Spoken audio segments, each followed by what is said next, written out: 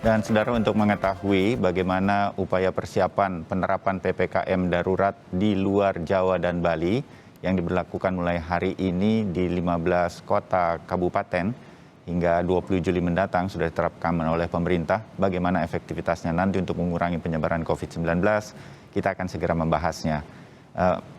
Berupaya kami terus hubungi karena sudah ada janji sejak kemarin untuk bisa hadir di Sapa Indonesia Pagi, Wali Kota Padang, Sumatera Barat, Pak Henry Sapta. Mudah-mudahan nanti bisa segera bergabung dengan kami. Tetapi yang sudah bergabung juga yang lain adalah narasumber kami untuk Sapa Indonesia Pagi hari ini secara daring adalah Wali Kota Balikpapan, Pak Rahman Masud. Selamat pagi Pak Rahmat.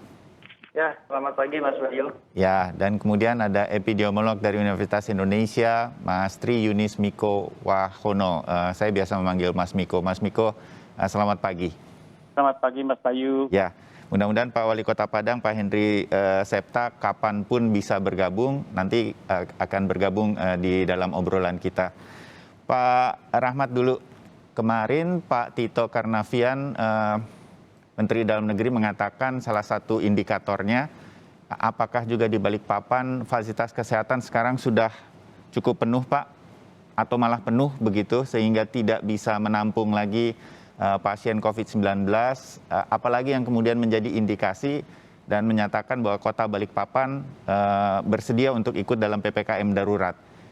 Situasinya sampai saat ini untuk penyebaran COVID-19. Pak Rahmat. Baik, terima kasih Mas Bayu. Ya memang sesuai dengan instruksi dari Pak Mendagri, di mana kita ketahui bahwa dari 3 kabupaten kota yang di Kalimantan Timur, ya, Berau, Papan Kota masuk dalam PPKM darurat. Memang dari baran Balikpapan akhirnya cukup ganti Bor, Pola, Balikpapan sudah standby, Mas. Dan untuk penanganan COVID itu sudah 98%. Ya. Ada langkah-langkah dari pemerintah Kota Balikpapan yang memang tidak bisa katakan perkembangan terus dalam ini, berarti kemungkinan juga akan menambah tempat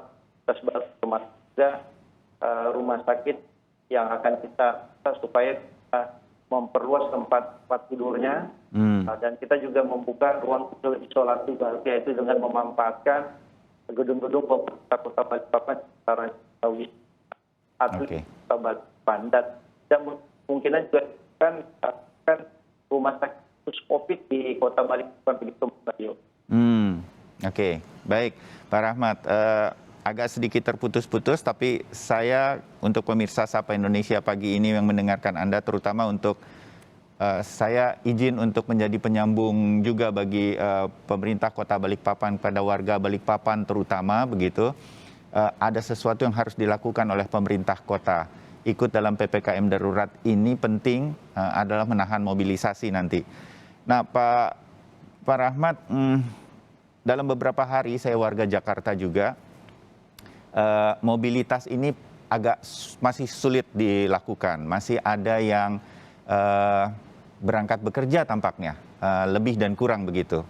Masih ada kegiatan ekonomi yang saya menyebutnya dalam tanda petik agak diizinkan sedemikian rupa. Nah, padahal ini penting untuk dikurangi semaksimal mungkin. Bagaimana Pak Rahmat dan jajaran nanti di Kota Balikpapan mencoba menerapkan ini semaksimal mungkin?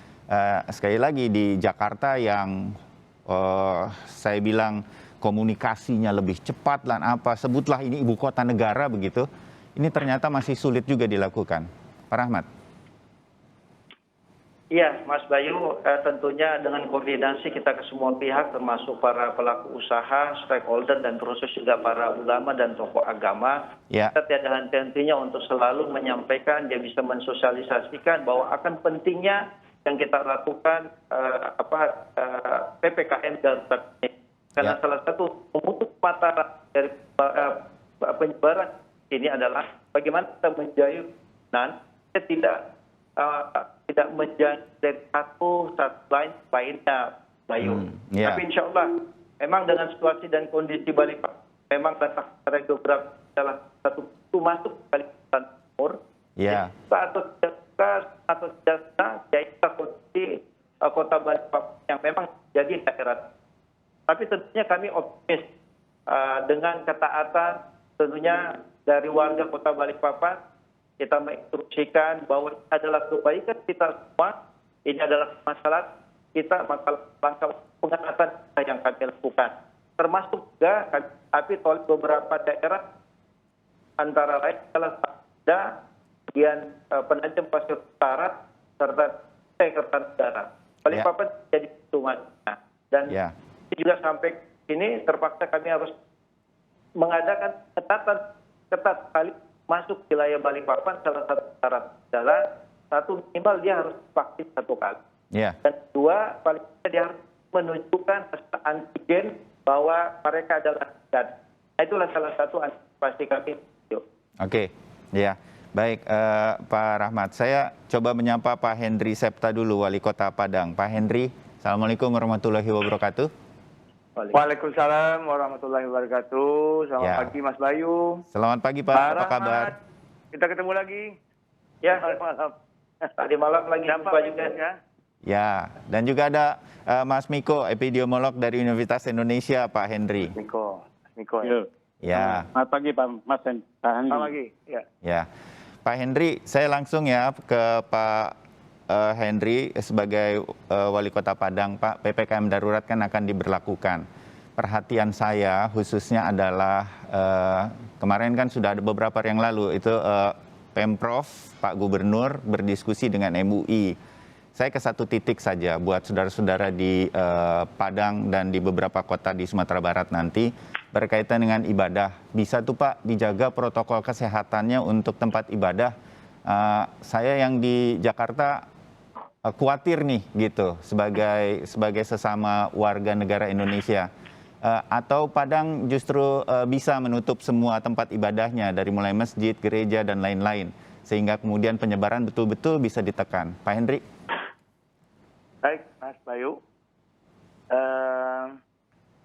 Padang saat ini sudah menjalankan PPKM diperketat ya, sesuai dengan instruksi dari Kementerian Dalam Negeri nomor 17 tahun 2021 dan juga sesuai dengan arahan dari Bapak Gubernur dan Forkopimda Provinsi Sumatera Barat bersama MUI Sumbar. Ya. Dan juga kami sudah mengeluarkan surat edaran Perwako Kota Padang, yang mana salah satu poinnya, keputusan bersama kami adalah mengizinkan ya warga Kota Padang khususnya dan juga warga Kota Bukit Tinggi dan juga Padang Panjang dan Solok yang termasuk dalam 4 kota yang di dalam kelompok PPKM. Oh, ada Solok juga ya Pak ya? Oke. Ya. Waktu itu ya, jadi waktu kita rapat tanggal 7 April yang lalu. Ya.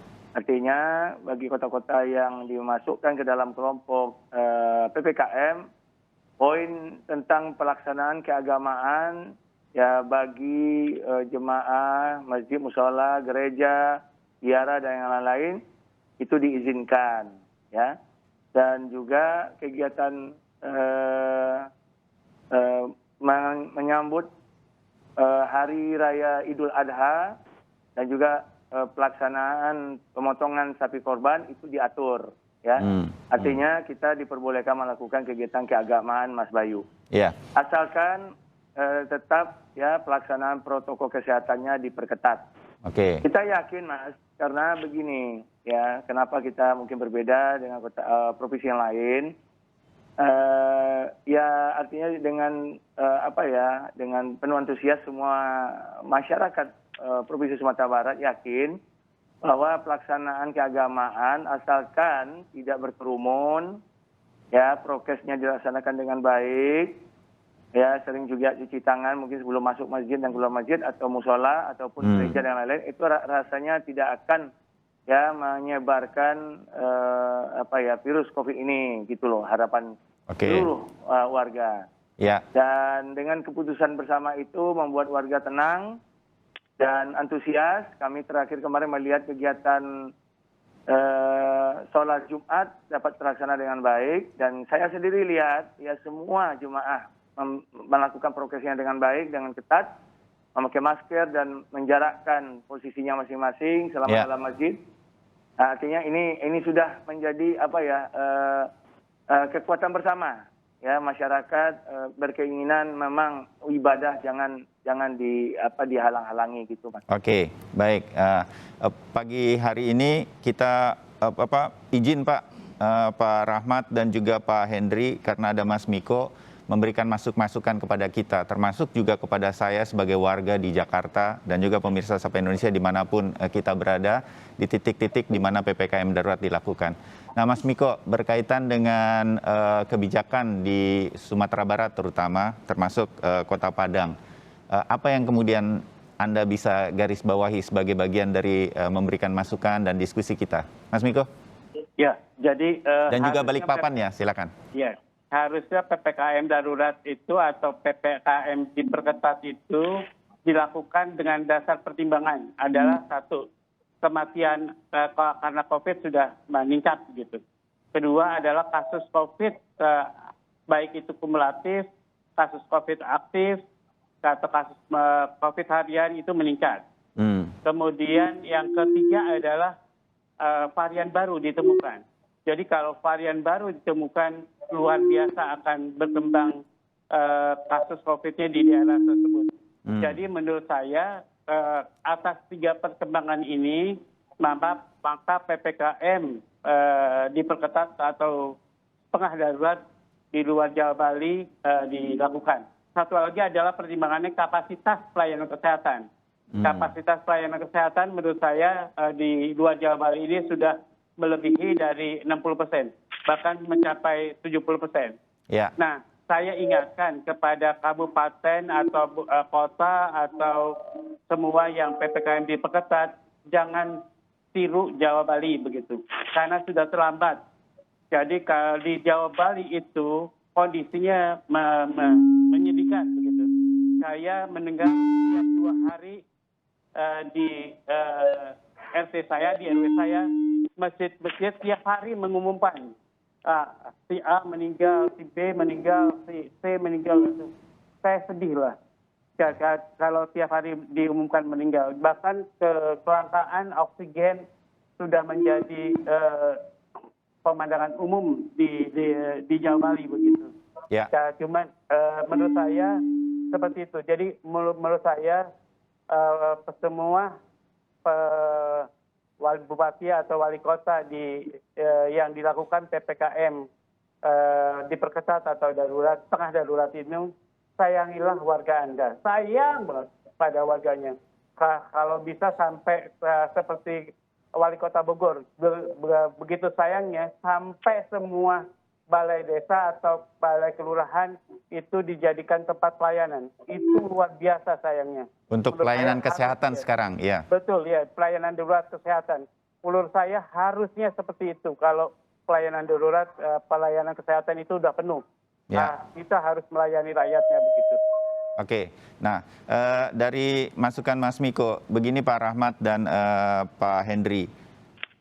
Ketika Jakarta sekitar 70%, beberapa epidemiolog termasuk Mas Miko dan juga ID berbincang dengan kami di Sapa Indonesia Pagi di Kompas TV sudah memberikan masukan, memberikan saran agar ada tarik rem darurat. Itu setelah libur panjang Lebaran, setelah mudik.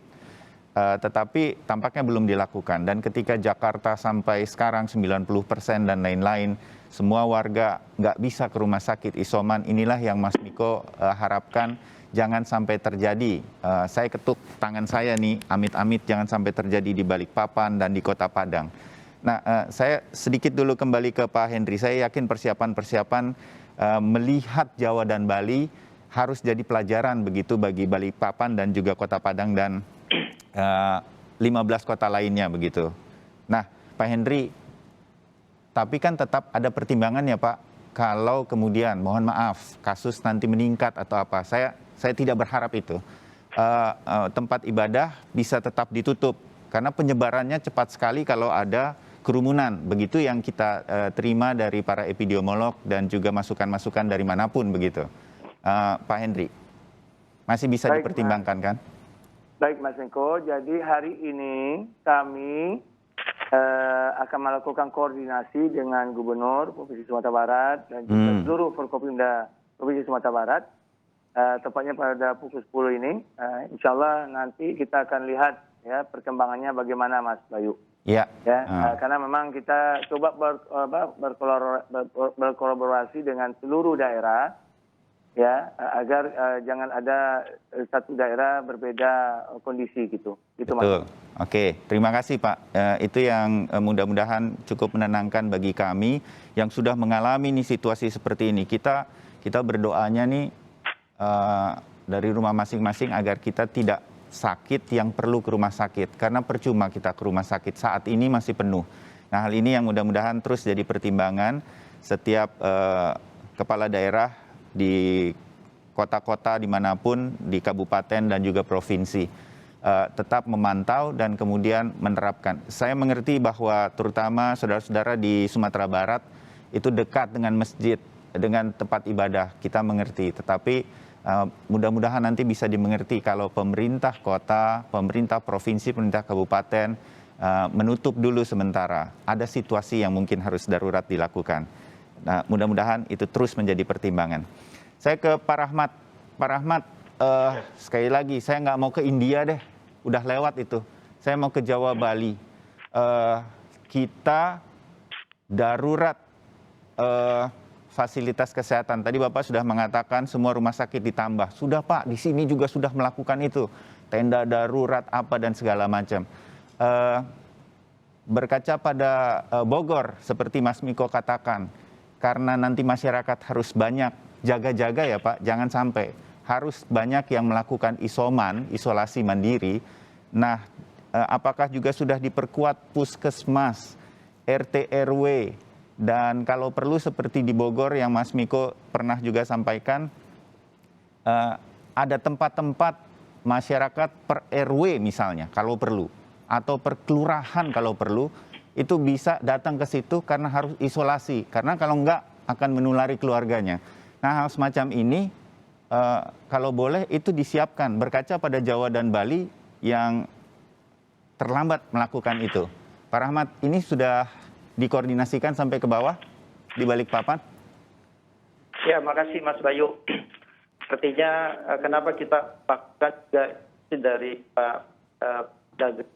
Memang melihat dan kondisi akhir-akhir ini pada Jawa juga pemerintah Balikpapan agar bahwa para tiap ini bertambah. Ya. Dan apa yang drama adalah juga kami juga mungkin berbeda dengan saudara ada di Padang, termasuk tempat awalnya waktu kami ditetapkan PPKM darurat level 4 itu tempat ibadah kami masih laksanakan dengan persyaratan juga tentunya prokes yang ketat. Oh, tapi pernah begitu juga? Kondisi, ya. Sudah, ya. Bahkan tempat ibadah dan bahkan PPKM darurat ini pun kita bilang tidak mentiadakan atau melarang orang beribadah, itu salah. Justru kami memperketat, artinya boleh ibadah bagi muazzinnya saja dan pengurus masjidnya saja, tidak menerima dulu berjamaah secara bersama, termasuk juga nanti sholat Jumat. Yeah. Kami lakukan ini adalah antisipasi kami seperti Mas Bayu menyampaikan, jangan sampai nanti Balikpapan ini telat, kemudian seperti Jawa dan Bali. Artinya kalau sudah terlanjur begitu menyebar, dan tentunya juga pasti akan sulit dan kewalahan kami. Nah, inilah antisipasi kami termasuk di tingkat RT, Mas Bayu. Ya. Dan alhamdulillah warga kami yang begitu taat dan peduli dan gotong royong sekali yang luar biasa. Bahkan mereka juga berinisiatif kalau ada warganya yang terdampak terkena COVID, bahkan mereka mengisolasikan pada keluarganya yang sehat, memberikan satu yang namanya rumah singgah untuk warga yang saudaranya terkena COVID. Dan ini alhamdulillah ya ini sudah terjadi. Dan kedua, selanjutnya kami juga pemerintah Kota Balikpapan selalu bersinergi dari tingkat RT, dari tingkat kecamatan, kelurahan sampai dengan kecamatan. Bahkan kami juga memberikan insentif kepada RT, semua RT yang ada di Balikpapan untuk membantu program pemerintah, untuk membantu mendata warganya yang isoman, kemudian nanti membantu untuk mencarikan obat di puskesmas. Iya. Dan alhamdulillah ini semua RT bergerak dan seluruh jajaran pemerintah Kota Balikpapan termasuk dengan Forkopimda yang kami didukung luar biasa. Mudah-mudahan ikhtiar kami ini, sekali lagi kami menyampaikan juga khususnya kepada warga Kota Balikpapan. Apa yang kami lakukan ini adalah sesuatu yang kami inginkan supaya jangan sampai warga Kota Balikpapan penyebaran COVID ini tidak bisa kita antisipasi. Amin. Ini ikhtiar Setuju. kami, Mas Bayu. Ya, amin. Ini ikhtiar kita. Pak Henry, Mas Miko, Pak Rahmat, nanti saya harus jeda dulu dan nanti kita akan kembali untuk bagian kedua obrolan kita. Sekaligus Pak Henry bisa mungkin menghimbau warga di Kota Padang, Pak Rahmat, warga di Kota Balikpapan agar bisa mengerti ada pengetatan beberapa waktu ke depan. Ini penting. Jangan kemudian ini menjadi sesuatu yang menyusahkan, tetapi kita tidak ingin susah nanti ke depan. Sekarang Balikpapan, sekarang Padang, kita bisa menahan ini semua. Jangan seperti Jawa dan Bali yang sekarang kami sedang kesusahan di sini. Kami segera kembali. Pak Henry nanti akan menyampaikan situasi-situasi persiapan, terutama dari alat-alat kesehatan, oksigen, apakah sudah juga disiapkan. Kami segera kembali.